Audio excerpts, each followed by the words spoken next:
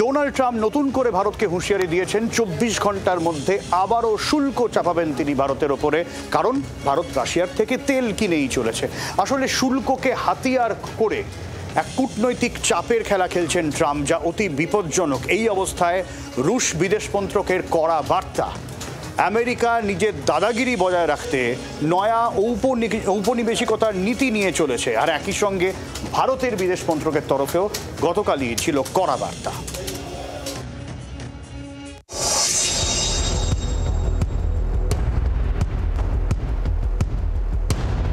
ভারত সহ রাশিয়ার বিভিন্ন ব্যবসায়িক সঙ্গীর ওপর শুল্ক চাপানোর হুঁশিয়ারি দিয়েছেন আমেরিকার প্রেসিডেন্ট ডোনাল্ড ট্রাম্প। ভারতের ওপর 25% শুল্ক চাপিয়েছেন তিনি, সঙ্গে রুশ ঘনিষ্ঠতার জন্য পেনাল্টির কথাও বলেছেন। সোমবার ট্রাম্প ফের মস্কোর সঙ্গে সম্পর্ক নিয়ে নয়াদিল্লিকে হুঁশিয়ারি দিয়ে জানিয়েছিলেন ভারতের ওপর শুল্কের হার আরও বাড়াবে আমেরিকা।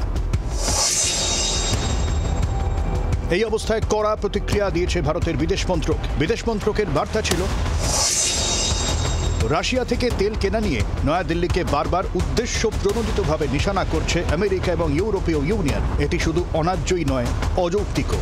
সংঘাত শুরুর পর সমস্ত প্রয়োজনীয় সামগ্রী ইউরোপে চলে যাচ্ছিল বলেই ভারত রাশিয়া থেকে তেল আমদানি শুরু করে। সে সময় বিশ্বের জ্বালানির বাজারে স্থিতিশীলতা বজায় রাখতে রাশিয়া থেকে ভারতের তেল আমদানিতে উৎসাহ দিয়েছিল আমেরিকা। ভারতের সমালোচনাকারী দেশগুলি নিজেরাই রাশিয়ার সঙ্গে বাণিজ্য চালাচ্ছে।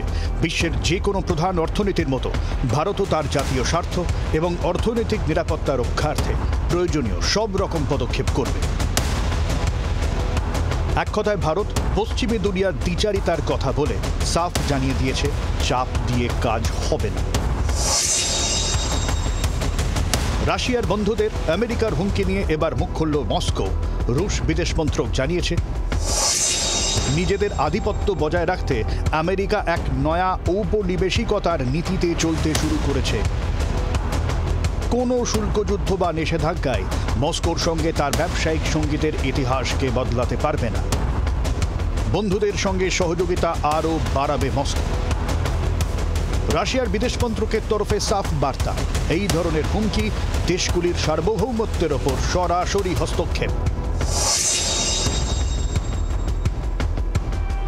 ব্যবসার জন্য দীর্ঘদিনের ভূ রাজনৈতিক সম্পর্ক খারাপ করে চলেছেন মার্কিন প্রেসিডেন্ট। এই অবস্থায় এক কাট্টা হচ্ছে ব্রিক্স, ঘনাচ্ছে যুদ্ধজিগির। ব্যুরো রিপোর্ট, জি 24 ঘন্টা। বাংলার আওয়াজ, বাঙালির আবেগ, জি 24 ঘন্টা।